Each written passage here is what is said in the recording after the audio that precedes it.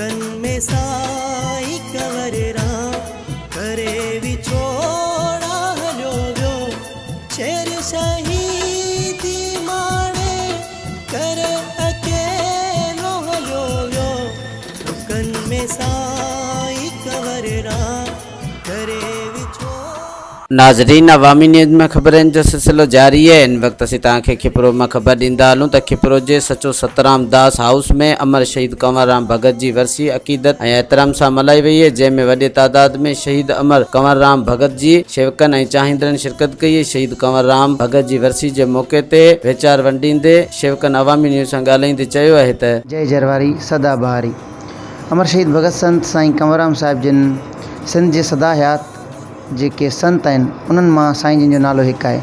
न सिर्फ़ु सिंध में पर हिंद सिंध में साईं जिन जा मेला मल्हाया वञनि था। अटकल 500 खां वधीक मेला इंडिया में मल्हाया वञनि था साईं जिन जा। ऐं हाणे त हिंदुस्तान में बि पोस्ट ते बि साईं जिन जो जेको आहे फ़ोटो आहे, साईं जिन जी तस्वीर आहे।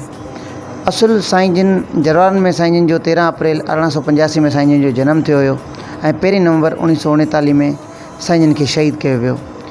साईं जिन जी जेको शेवा रही आहे, अॼु जेको असीं गुलनि जी ॾींहंनि जी मेणबतियुनि जी भेटा साईं जिन खे पेश कयूं था, जेको जंहिंजी दिलि हूंदी आहे उन भेटा पेश करण जो मक़सदु इहो आहे त साईं जिन जी यादि असांजे हृदय में असांजे अंदरि में इन ॾींहं वांगुरु रोशन आहे। ऐं साईं जिन जेको शेवा कई, जेको असांखे सबक़ु ॾिनो, हिंदू मुस्लमान जा फ़र्क़ु विसारे, मज़हबनि जा फ़र्क़ु विसारे, साईं जिन हर माण्हू जी, हर इंसान ज़ात त छा पखी पसुनि जी बि साईं जेको आहे एॾी परगोर एॾी सार लेंदा हुआ जो उनजो मिसाल पूरी काइनात में नथो मिले। सुकून मिलंदो आहे, साईं जी शेवा कंदा आहियूं। हाणे मेणबतियूं ॿारियूं आहिनि, असां शेवा कई आहे। शेवा तो जहिड़ी न कंहिं कई आहे न को करे सघंदो। नालो हिंद सिंध में कंवरराम तुंहिंजो सदा ई सदा रहंदो। असां पंहिंजी श्रद्धांजलि सां ॾीआ ॿारिया आहिनि, मेणबतियूं ॿारियूं आहिनि, गुलनि जी भेटा कई आहे। असांखे सुकून मिलंदो आहे, असां साईं जी शेवा कंदा आहियूं। सचो सतराम करे शेवा वियो पंहिंजे सतगुरु जी कंवरराम साईं।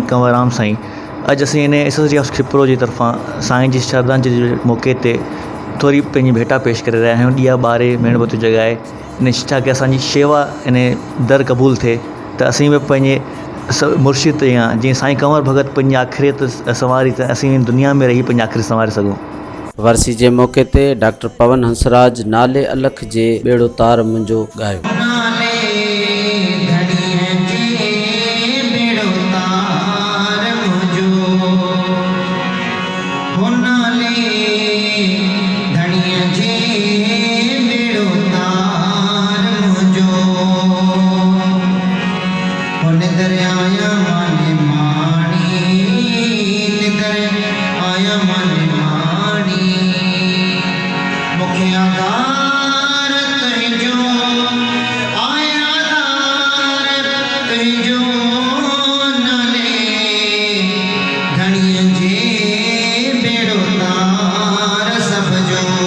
कैमरा टीम सां गॾु हरीश KBC अवामी न्यूज़ खिपरो। मज़ीद खबरों और तफसीलात के लिए विजिट करें हमारी वेबसाइट www.awamiNewsHD.com।